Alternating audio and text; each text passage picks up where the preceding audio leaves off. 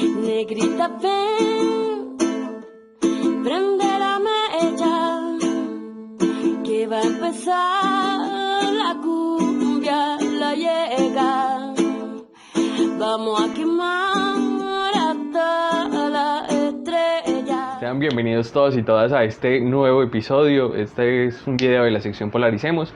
Estamos tratando temáticas como los feminismos, la cultura de la cancelación, la pornografía sí o no, lenguaje incluyente o inclusivo sí o no.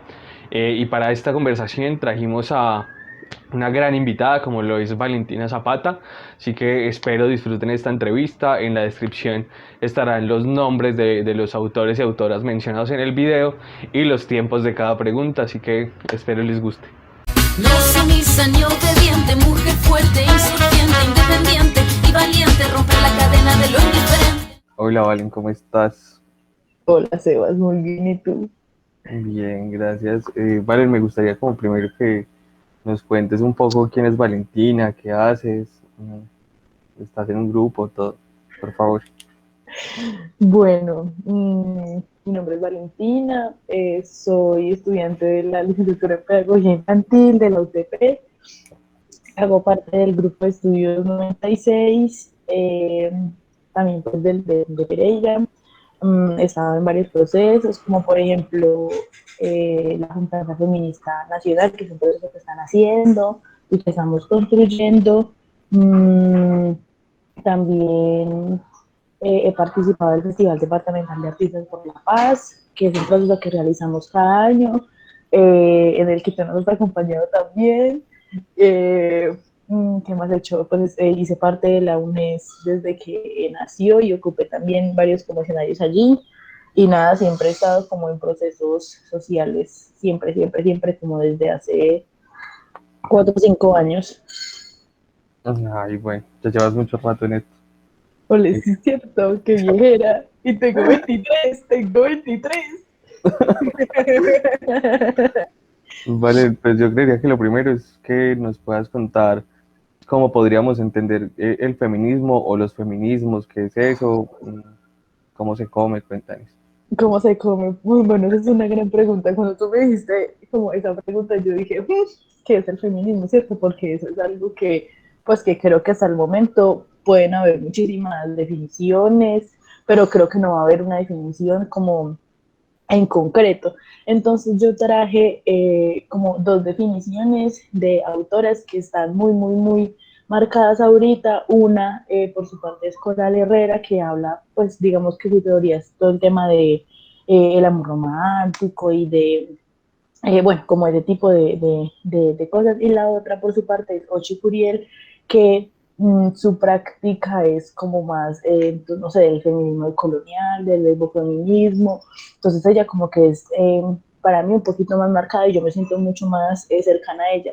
Y traje otra definición que es como mucho más corta, que es de una persona de México que se llama Estíbaliz Feito, y es una, digamos que hay una corriente del feminismo que es como el feminismo, pues como de la ola del feminismo tecnológico, ¿cierto? De las redes, de hacer el activismo por ahí, y ella se marca como en eso. Entonces, Coral Herrera, bueno, y tengo también otra que fue la que yo más o menos pude construir, que es en la que creo, pero también sacando como elementos de las otras, de las anteriores. Entonces, por ejemplo, Coral Herrera, bueno, lo voy a mencionar porque pues no hay como una, no, de hecho, esas son 3 definiciones, pero como hay 3 definiciones, pueden haber un montón de definiciones porque cada una de nosotras tiene una definición de acuerdo a sus vivencias, de acuerdo a sus prácticas, incluso de acuerdo a sus creencias e ideologías. Entonces no hay algo como esto es, pero sí hay unas bases y sí hay unas líneas, digamos que generales. Entonces, por ejemplo, Coral Herrera dice que ser feminista es estar a favor de la igualdad entre hombres y mujeres. Y eso ya, digamos que primero marca como una de las debates o contradicciones que hay, ¿cierto? Si es movimiento para eso o no es para eso. También dice que ponerse como las gafas violetas que le permiten a una ver el mundo diferente a como lo veía antes. Y eso es efectivamente cierto, ¿cierto? Uno empieza a ser feminista y ya uno no ve las cosas igual. Y dice que implica una lucha personal y política en todo, en la cama, en la casa, en las calles, en el trabajo, en el centro de estudios. Bueno, entonces lo que dice también es que es una lucha para intentar vivir todas mejor, aunque haya que balancear el sistema. Ojo, balancear el sistema. Ella no pone de entrada que hay que tumbarlo, dice que hay que balancear. Sí, y eso, digamos que Ochcurial, ¡pa!, lo destruye completamente. Y también dice que, bueno, que el sistema está construido para la explotación de la mujer, que efectivamente es cierto, pero pues si un sistema está construido para la explotación de la mujer, uno no lo debería balancear, lo debería, ¿cierto?, usar el objetivo que sería como tumbarlo, lo que sea. Y Yao Chicuriel, en un texto que se llama Género, Raza, Sexualidad y Debates Contemporáneos, dice que es la teoría feminista quien pone en descubierto todas aquellas estructuras y mecanismos ideológicos que reproducen la discriminación y exclusión, sobre todo hacia el grupo social de las mujeres, la mitad de la humanidad, aunque sus análisis permitan analizar otros grupos sociales y otras relaciones. Y yo no sé, o sea, yo creo que esa es la definición más, pues como mucho más cercana, porque como lo decía ahorita, uno no puede pretender como vamos a, no sé, a llevar al capitalismo ahí por la línea, ¿cierto? Andando, no, o sea, el capitalismo es algo que destruye, el patriarcado igual, y eso no hay que mediarlo. Y lo que dice Chicuriel sí es poner al descubierto todas las estructuras y mecanismos ideológicos que reproducen la discriminación y exclusión. Y ella ya dice algo importante, y es que permite analizar como involucra a las mujeres, pero que también permite analizar otros grupos sociales y otras relaciones. Entonces, pues porque el patriarcado no únicamente como que afecta a las mujeres. Y Estíbaliz dice, el feminismo busca la emancipación de la mujer del sistema patriarcal, ¿no? La igualdad. Ella está muy cercana también a lo que dice Ochi. Bueno, y yo la puse a ella porque por varios motivos, ¿cierto? Y lo menciono porque creo que es importante, y es que lastimosamente Estíbaliz tiene más o menos, pues es como veinteañera, ¿cierto? Entonces es un par. Y ya las otras, las anteriores, pues sí son muy académicas, son, pues han leído esta vida y la otra, tienen teorías y bueno, como un montón de cosas. Y a veces el feminismo hace eso, como que nos sentamos como un poquito alejadas de algunas feministas, pero hay otras también que nos permiten como acercarnos a la teoría y como que no la pueden explicar. Entonces lo que hace ella a través de las redes sociales es dar, es decir, qué es responder preguntas, también responder como estereotipos, bueno, prejuicios que hay sobre el feminismo, y las explica con una línea clara, y es como, hey, parce, esto me está haciendo mucho daño, hay que tumbarlo, sí, no hay que mediarlo, que eso creo que es lo importante. Y ya lo que yo puse, o bueno, digamos que lo que yo escribí, es que el feminismo es una teoría y un movimiento social cuyo objetivo es derrotar el patriarcado como sistema de opresión, que no deja de lado la lucha contra otros sistemas aliados como el capitalismo. Hay una frase que dice que el capitalismo y el patriarcado conforman una alianza criminal, y eso nunca se puede ligar, o sea, uno no puede luchar contra el capitalismo si no lucha contra el patriarcado, eso no, van de la mano, porque una sostiene al otro. Bueno, entonces otros sistemas como el capitalismo, el racismo, el género y demás estructuras que cimentan la degradación y la explotación. Esa la puse yo, digamos que tomando todas las experiencias que he tenido durante ese tiempo, y ya. Ah, bueno, y no hay un feminismo, ¿cierto? Hay muchas corrientes, como en todo movimiento político hay un montón de corrientes. Sí, sí, Sonia Reverter Bañón también en un texto que hace, una ponencia que hace dentro del Congreso de Filosofía Valenciana, también menciona lo del feminismo como movimiento social y teórico, y por ende que hay muchísimas vertientes. Entre esos, pues queríamos saber si, pues como tal, hay una nominación, una nominalidad para el feminismo en el que te reconoces.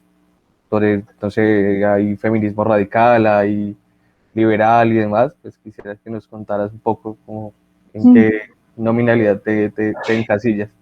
Bueno, yo hasta hace como, bueno, no siempre me he considerado como desde el feminismo radical, que es el que eh, se enfoca en la estructura, ¿cierto? Pero ahorita hay toda una discusión con el feminismo radical por el tema de las radicales transfeministas, ¿cómo se llama? La RATFEM, que digamos pretenden excluir a las mujeres trans, ¿cierto? Y eso yo creo que va en contra del propio feminismo radical, porque eso está en contra de las estructuras, del género, como etcétera, etcétera, como es una contradicción.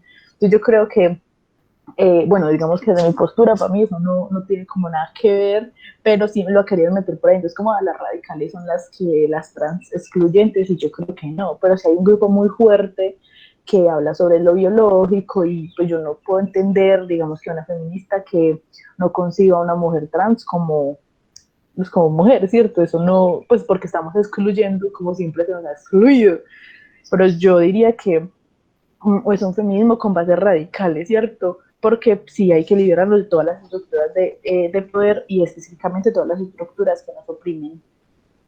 Entonces, pues sí, hace poco también se veían muchas noticias sobre el trans, pues que existe la necesidad de crear un transfeminismo debido a la exclusión que viven las chicas trans dentro de esta comunidad. Pero entonces quisiera preguntar como si el general de la comunidad LGBTIQ puede hacer parte del feminismo, o solamente las chicas trans y las chicas lesbianas, o es únicamente para chicas, si pueden participar hombres, cuál es la participación que podrían tener los hombres dentro de este movimiento, que pues ya hemos visto que también ha sido un debate durante este último tiempo con pues, algunas campañas que también salieron en la Argentina con el movimiento abortista. ¿Vos qué piensas de esto? Bueno, hace mucho tiempo como que yo hablaba con una amiga y pues, estábamos hablando justo de ese tema, como bueno, el rol de los manes dentro del movimiento, y ella me decía como, parce, históricamente hemos tenido un rol de como de cuidadoras, debe enseñarla como el momento, bueno, lo que sea.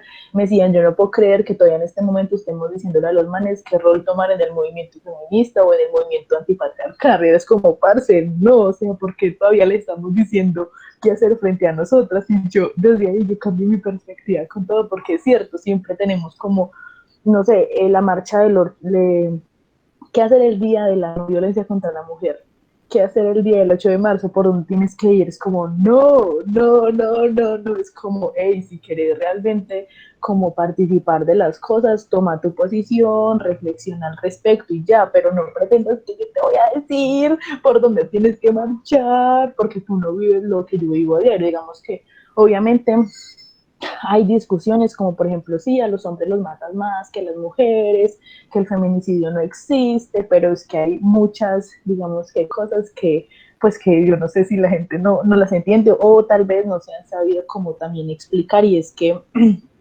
por ejemplo, a los hombres sí los matan más, pero por motivos diferentes. Los matan otros hombres por peleas o por, bueno, las cifras dicen que los matan como por riñas callejeras o por, bueno, como ese tipo de cosas. A las mujeres las matan otros hombres por cuestión de género. Entonces, como usted me hizo esto, no la voy a dejar salir con eso. Sí, digamos que son motivos muy diferentes, porque al hombre, no sé, tuvo un conflicto con X o Y man, y bueno, pasó lo que tenía que pasar, pero entonces, por el caso contrario de la mujer es como, eh, te mato porque eres mía, si me voy a entender, es una relación de poder, pues como que es totalmente diferente. Entonces yo creo que efectivamente los hombres sí tienen participación, pero yo creo que hay que hacer la diferenciación entre el movimiento feminista y el movimiento, digamos que la lucha antipatriarcal, porque en la lucha antipatriarcal sí, para mí sí cabemos absolutamente todos y todas, ¿cierto? Porque no se pone absolutamente a todo el mundo, a todo el que vea por ahí el patriarcado, tin. Pero a las mujeres, creo que sí, el movimiento es un movimiento para y por las mujeres. ¿Y quienes pueden participar? Para mí, toda persona que se reconozca como mujer, ¿cierto? Toda persona que se reconozca como mujer, pues independientemente pues, de la biología y lo que sea, no, si vos te consideras como mujer, puedes como estar allí. Obviamente, obviamente, digamos que van a ver como o van a existir como una diferencia entre las opresiones que ha vivido una de la otra, ¿cierto? Por las características y demás. Pero yo creo que eso no impide como la participación.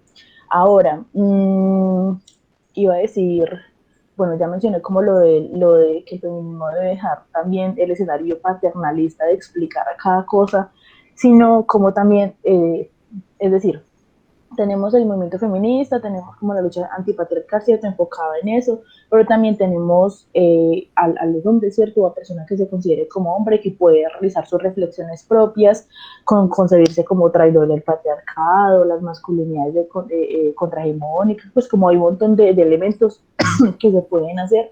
Y como para construir. Y por ejemplo, hace como, no sé, la semana pasada había algo que decía, era un post de un man que decía como amiga, tú también si vas a la fiesta y emborrachas a tu amiga y la besas o algo así como amiga, si tú haces eso también eres una agresora y es como parce, efectivamente hay un montón de escenarios que no impiden que nosotras podamos tener signos de violencia, pero esa tampoco es la discusión, es como que tú también puedes serlo, obvio, obviamente yo también puedo serlo, pero es como intentar poner la discusión en el mismo nivel, ¿sí? Y es como que los hombres se enfoquen en, tú también lo puedes ser en vez de como, hey, yo soy consciente de que toda mi vida he tenido como un montón de privilegios, yo soy consciente de que si yo me monto a un carro, pues a mi hermano no me va a hacer absolutamente nada, ¿cierto? Me puedo montar euro y no me va a hacer nada, yo soy consciente de que puedo acceder incluso a la educación superior mucho más fácil, o puedo tener beneficios,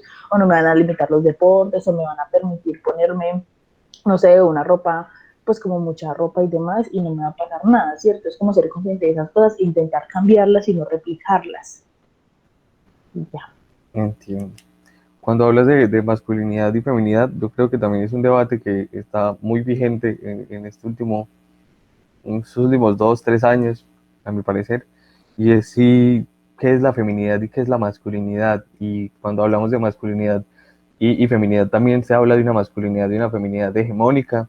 Hace poquito hice un episodio sobre una serie llamada Euphoria, una serie que también nos muestra esa otra cara de las personas transexuales que buscan es alcanzar un poco la feminidad desde estos patrones hegemónicos, porque pues en últimas es lo que nos han enseñado durante todo este tiempo. Vos como feminista, ¿qué pensás de la feminidad y esta masculinidad acérrima que nos empieza a cargar de elementos que tenemos, y elementos y roles sociales que tenemos que ir cumpliendo en nuestra vida? Bueno, yo vi un texto mientras cuando estaba preparando como este espacio, leía Luis Bonino, que es un psicoterapeuta y director del Centro de Estudio de la Condición Masculina, ¿cierto? Como para poder teorizar el tema de la masculinidad hegemónica. Y bueno, como que hay muchos autores y autoras también en lo que voy a decir, pues porque yo considero que cualquier movimiento se debe teorizar, ¿cierto? Sea el movimiento estudiantil, sea el movimiento feminista, debe explicarse y debe decirse. No ponerse en el término academicista, pues que nadie lo va a alcanzar, pero sí hacer investigaciones sobre eso para poder entender muchas cosas. E incluso más el movimiento feminista, como lo que hay alrededor de eso. Entonces, él lo que menciona es que la masculinidad hegemónica es una masculinidad tradicional llamada, bueno, más exactamente masculinidad hegemónica, que no es solo una manifestación predominante, sino que como tal queda definida como un modelo social hegemónico que impone un modo particular de configuración de la subjetividad, la corporalidad, la posición existencial del común de los hombres y de los hombres comunes, e inhibe y anula la jerarquización social de las otras masculinidades, más aún en estos tiempos. Entonces él dice como la masculinidad hegemónica está relacionada con la hegemonía, o sea, como lo que hay con la estructura, etcétera, etcétera. Y la feminidad hegemónica es exactamente lo mismo.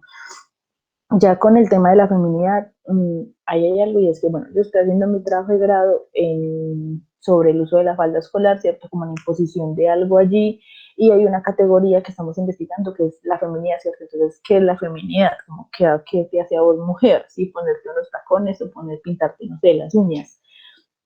Y hay una autora que se llama Estela Serret que dice que la feminidad tiene como dos vías, ¿cierto? La concepción como individual y la concepción social.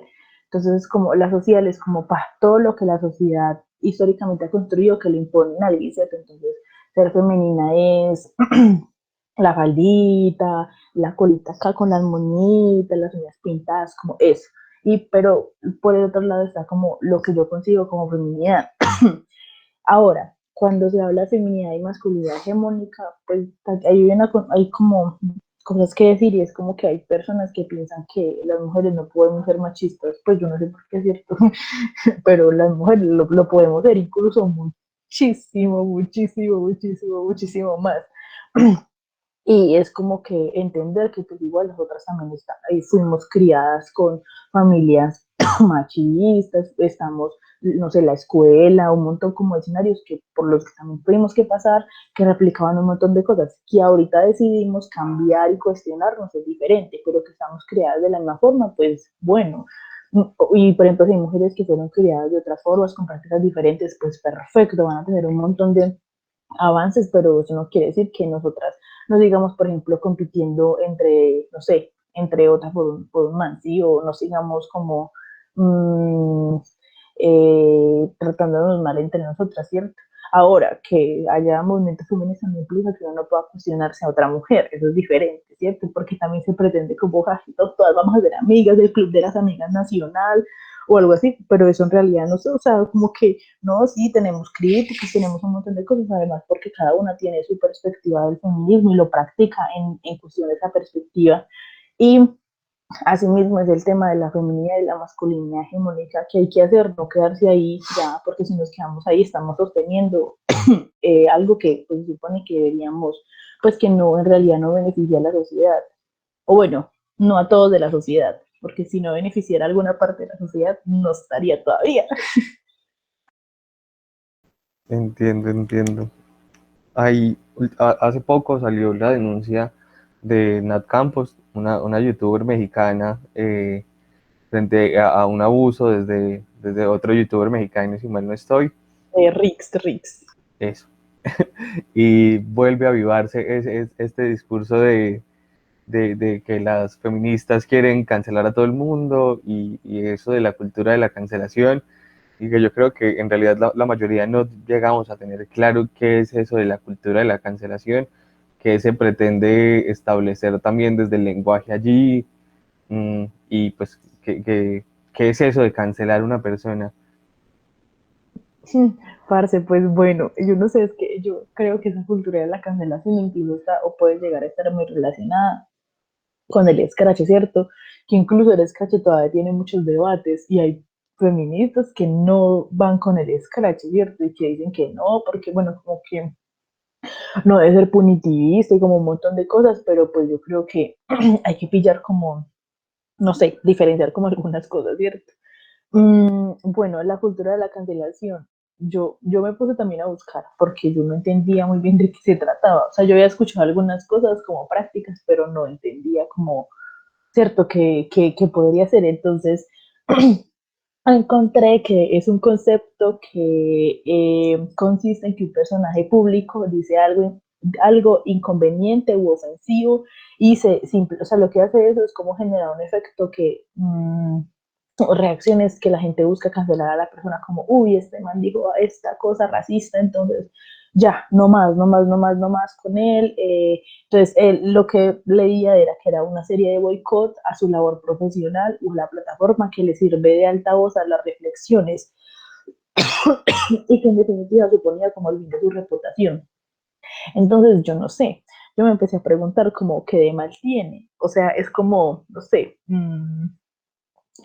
iba a poner un ejemplo con el presidente Uribe, pero no sé si es lo mejor, es como que, parce, no sé, Uribe dice como, sí, hay que matar a todo el mundo, pues bueno, si uno está en contra de eso, pues chao, o sea, no te voy a ver más, te cancelo, ¿sí? Pero entonces, ¿por qué cuando no sé, un presentador de un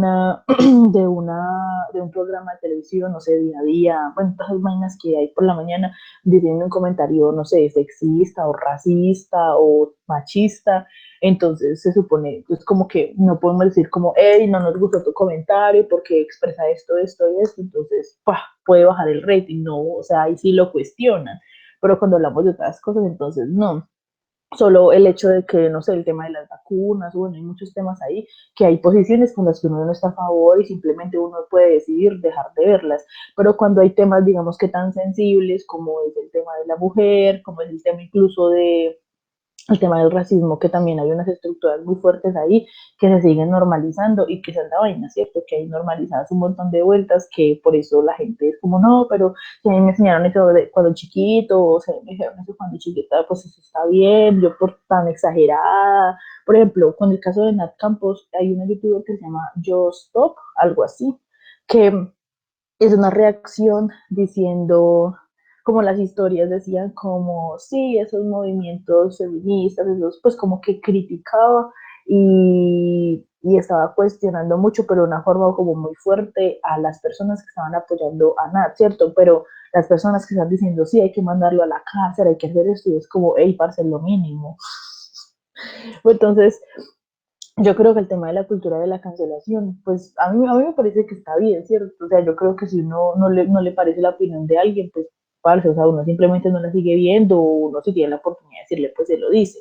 Pero no me parece, incluso con la definición que encontré, que es como un boicot a la profesión, o supone el fin de la reputación, y yo creo que, bueno, si vos decís algo, no sé, como que hay que emborrachar a las mujeres en un bar y para, no sé, comérselas, que violarlas. Si usted lo dice, pues suerte, ¿cierto? Yo creo que no hay que seguir tolerando y normalizando esas cosas porque se ha permitido eso, es que todavía se normaliza. Entonces yo creo que la cultura de la cancelación está bien, pues eso a mí como no dijiste algo que me parecía, pues obviamente como que respetando las opiniones, ¿cierto? Porque esa persona además que tiene unas creencias y tiene una construcción ahí, lo que sea, pero pues digamos que si no va en la misma vía de lo que pienso, y yo creo que está mal porque hay un montón de cosas, porque hay un montón de investigaciones que dice que está mal, pero vos seguís pensando que está bien, pues no, pues bueno, suerte. Es como decirle, no sé, a una persona que es uribista, que es malo, no, para ellos está bien. Sí, no sé, además un uribista sin fundamentos, no sé, que lo diga un empresario, pues que de verdad sepa que si suben el salario mínimo, no sé, le va a afectar a su empresa, pero una persona a pie, no, no. Sí, sí, se puede. Eh, Me gustaría hablar sobre dos temas más. Ujú. Eh, uno es el lenguaje incluyente o inclusivo, que pues también ha sido un debate que se ha tomado también las instituciones eh, universitarias, académicas en general, y que pues yo como estudiante de español, pues Sí. me he visto inmerso en la discusión y pues, todas las clases de morfología, de gramática en general, pues están dando este tipo de discusiones. Mm, ya Moni Wittig decía que el lenguaje es una multiplicidad de discursos políticos y por ende una multiplicidad de poderes, entendiendo también el lenguaje como la pornografía, pues no entendiendo el lenguaje estrictamente como la gramática y la lengua, sino como todos estos factores que pueden llegar a influenciar a la persona, la televisión, el cine, la pornografía en general. ¿Vos qué piensas del lenguaje incluyente? ¿Qué piensas de la pornografía? ¿Cómo se podría combatir estas cosas? ¿Es necesario cambiar los flexivos de género y ya que no sean A y O, sino también incluir la E? Cuéntanos. Bueno, a ver, yo vi una asignatura que se llama lengua materna cuando estaba iniciando la U. Y la profe, bueno, que ahora es mi asesora de tesis, en esa asignatura dijo algo que a mí se me marcó y es como lo que no se enuncia no existe, ¿sí? Y yo creo que es exactamente como lo que sucede cuando, pues como el tema del lenguaje. Ahora, yo creo que obviamente van a haber muchos debates ahí, pues porque el lenguaje es una estructura, ¿te es cierto? También corresponde a un montón de cosas y bueno, no, pues se pueden cambiar algunos elementos, también pues como a partir de lo cultural y esas vueltas, pero el lenguaje replica lo que el sistema y la estructura, digamos, que dice, ¿cierto? Y en ese sentido, yo creo que sí, sí, el lenguaje inclusivo sí hay que utilizarlo. Creo que, pues no sé, justo cuando estabas hablando de eso, dije como el presidente puede decir preparamiento y no podemos decir ella, ella o ella, no, no, entonces digo, a entender como que, pues no sé, incluso Bueno, no, con el lenguaje inclusivo yo creo que hay muchos debates, ¿cierto? El tema de cambiar como la forma de expresarse, también la vaina de enunciar X o Y cosa. Yo tenía un profesor en la U que me daba constitución política y siempre éramos más mujeres en mi carrera que hombres. Y él siempre decía, bueno, nosotras, nosotras. Y, y todas las nenas eran como, ay, ¿por qué nosotras? Y los manes es como, usted man, ¿por qué de nosotras? Y él como que notó eso y explicó, dijo, no, pues es cierto que estamos más mujeres, están más mujeres que hombres. Y es como que, bueno, mientras podemos estar 20.000 viejas y está un man y es nosotros, pero pueden estar 20.000 manes y hay una mujer, igual sigue siendo nosotros, ¿sí? Entonces como que si no existiera, y pues incluso está el pronombre, está la, si me hago entender, yo creo que es una discusión un poco más también de concientizarse y de querer, o sea, que de querer como hacerlo, de querer cambiar, y obviamente pues hay estructuras, por ejemplo, como la RAE, que son ortodoxas tal vez, que deben iniciar también a cuestionarse como ese tipo de cosas, y es que la gente va cambiando así ellos no lo vayan haciendo, o sea, si ellos no lo vayan pensando en demás, y mientras la gente acepte un montón de cosas en el decir, en su vida cotidiana, ya, o sea, va a quedar. Entonces yo creo que hay que seguir haciendo muchísima, muchísima pedagogía con él, ¿cierto? Con el tema de la E, con el tema de la X, porque es como, bueno, a ti cómo quieres que te llame, ¿cierto? Por él, por ella, o no, si no te reconoces, pues no te reconoces, o sea, yo no te voy a imponer algo que tú simplemente no, por el cual no te sientes recogida. Pero yo creo que el lenguaje inclusivo sí, sí. Yo no soy tan fuerte en esa discusión del lenguaje inclusivo, pero, pero que, porque incluso creo que dentro del movimiento feminista hay muchas discusiones también frente a eso. Bueno, cierto, como el lenguaje inclusivo es un tema de la sociedad, es un debate de la sociedad entera, porque cambia las estructuras de lo que siempre hemos dicho. Entonces no se limita también al tema de, del lenguaje. Y hay una profesora de la U que se llama Calcuta Melchor, que una vez nos dio una ponencia sobre el lenguaje inclusivo, y es excelente porque yo creo que pues o sea, hay que cambiar las cosas, y no y el lenguaje inclusivo lo que logra es incomodar, y uno como logra también cambiando todo, incomodando de a poquitos. Y frente a la pornografía, ¿qué se plantea allí? Bueno, frente a la pornografía, no, yo creo que, pues para mí, pornografía, cultura de la cancelación, cancelada, cancelada, cancelada. Porque pues la pornografía muestra, primero, bueno, es que, bueno, sabes, en la pornografía hay muchos debates, ¿cierto? Incluso por ese cuentico de ahorita de OnlyFans, de eso, es como la abolición de la prostitución, ¿cierto? La abolición de ese tipo de cosas, o no. Pero, pues, yo no sé, o sea, yo apenas estoy como leyendo de ambas cosas para intentar decirme a ver qué pienso, porque por un lado yo creo que la pornografía, la prostitución, esas cosas sí fomentan como el consumo de cuerpos, como que el consumo para los manes, bueno, como ese tipo de cosas, ¿cierto?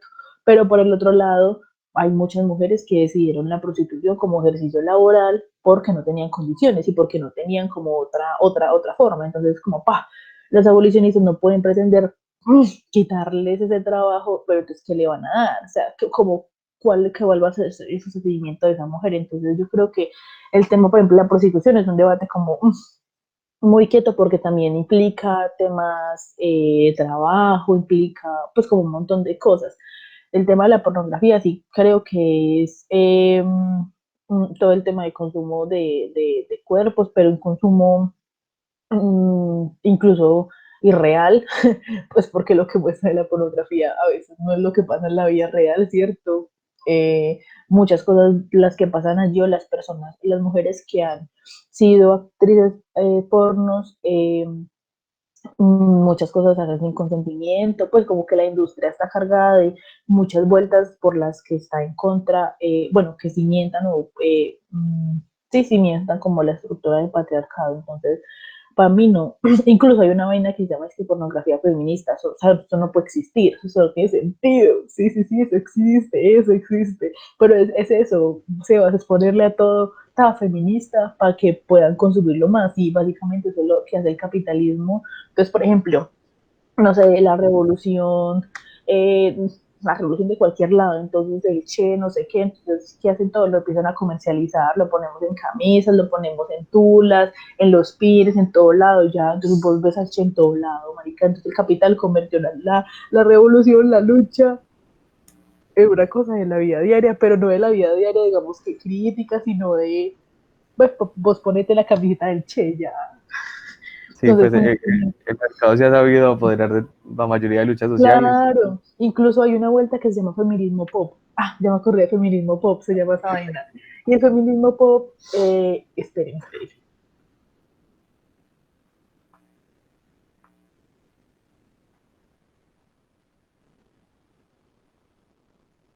yo lo tengo anotado aquí en esta libreta, pille.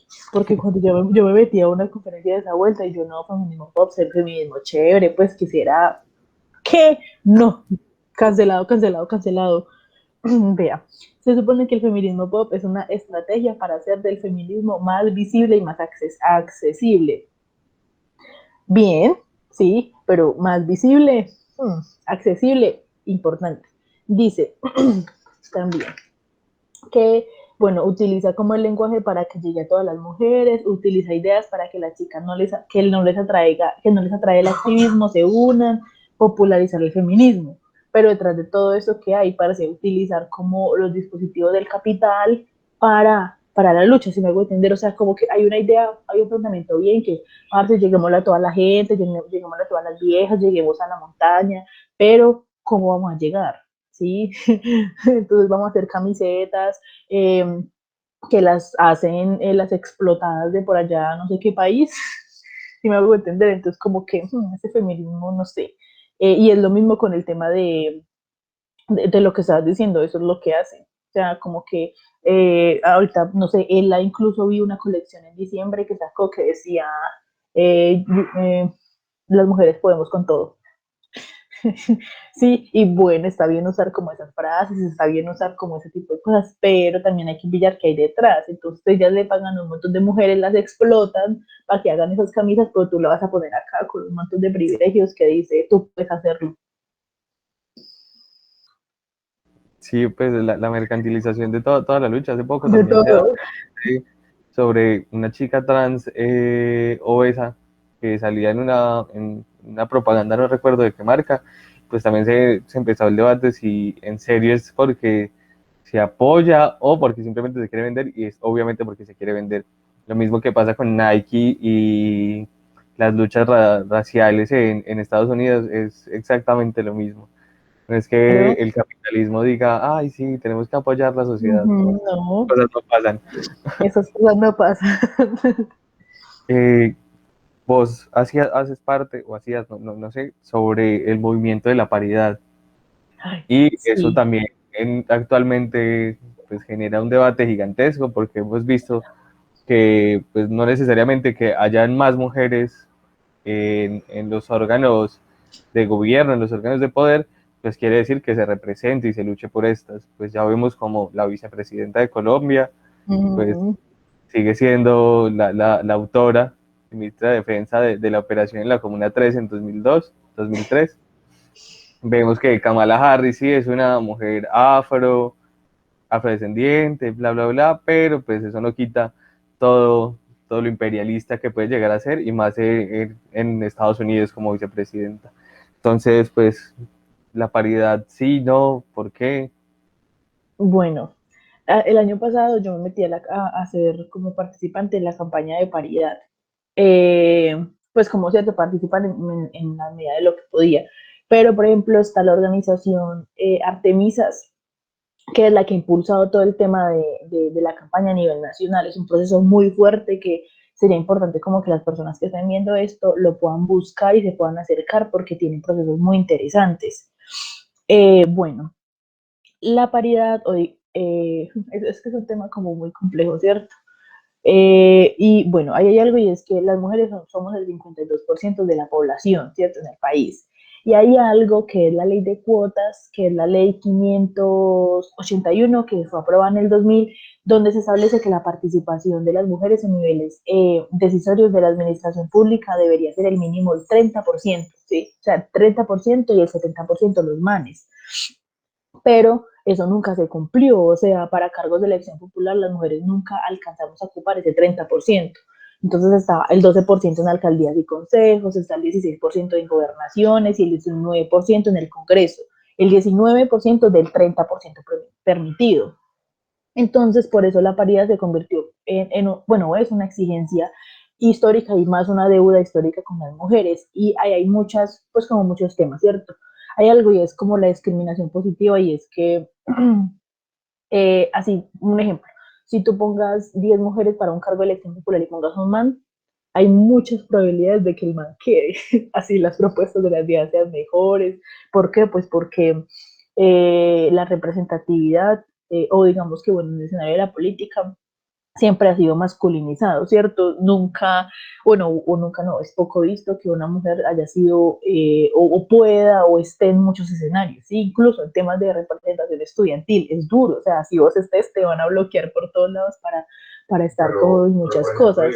Bueno, aparte de eso, eh, bueno, la campaña lo que estaba pidiendo era el 50%, el 50-50, ¿cierto?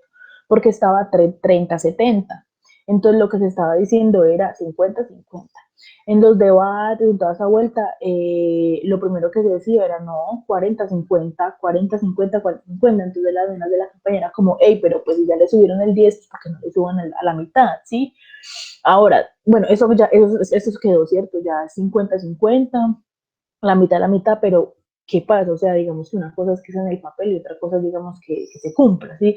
Hay otros temas como el tema de la rotatividad, o sea, que primero sean mujeres, luego hombres, luego mujer, luego hombre, luego mujer, luego hombre, porque digamos que no tendría como sentido